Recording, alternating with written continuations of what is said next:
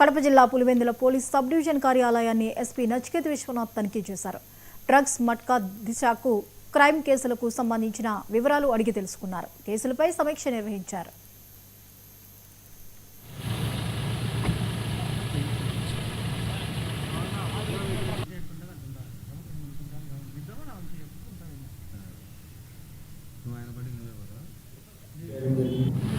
Visit చేసి ఈరోజు ఒక ప్రోగ్రామ్ ఆటో సేవలు ప్రోగ్రామ్ అటెండ్ చేసాం.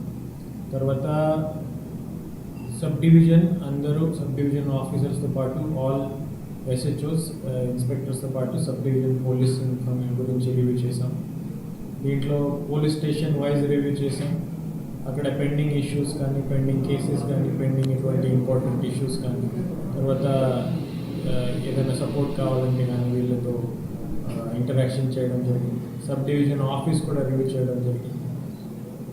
స్పెషల్ ఆపరేషన్స్ రెగ్యులర్గా వస్తూ ఉంటాయి. మొన్న కూడా కడపలో ఒక ఆఫెండర్స్ మేము అరెస్ట్ చేసాం. పాత ఆఫెండర్, నోటోరియస్ ఆఫెండర్. క్లోజ్గా మేము వాచ్ పెట్టుకున్నాం. చాలా గట్టిగానే ఉన్నాం డ్రగ్ మీద.